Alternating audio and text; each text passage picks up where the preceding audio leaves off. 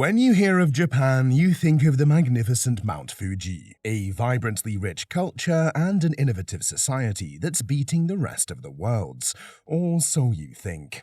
Just like any country, Japan is not an ideal place to live. In fact, it's got a dark and sinister side that will shock you and open your eyes. If you watch to the end, you might never be able to see Japan the same way again.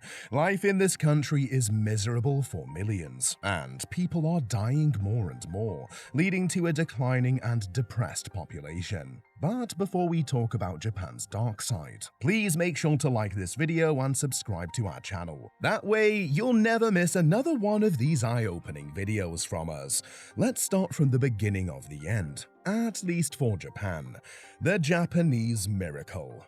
Following World War II, Japan was in ruins, both socially and economically. Whether it was losing family members, the nuclear attacks on Hiroshima and Nagasaki, or the amount of money invested into a war that was ultimately lost, everyone felt the loss of the war in more ways than one, and the clock was ticking. Something had to change before Japan collapsed on its own.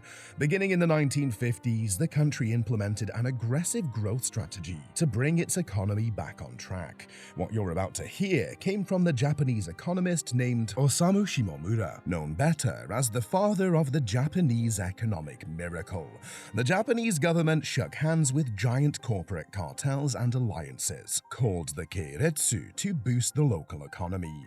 The government not only accepted these mega corporations, but also funded them under the table, with enormous loans from the State Bank of Japan itself.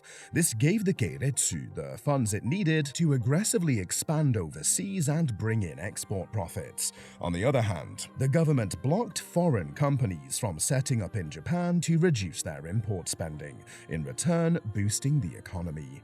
As a result, in the 1980s, Japan was speedily emerging as an economic powerhouse, with a booming economy, a young and educated workforce, and hundreds of companies that were capturing the international markets.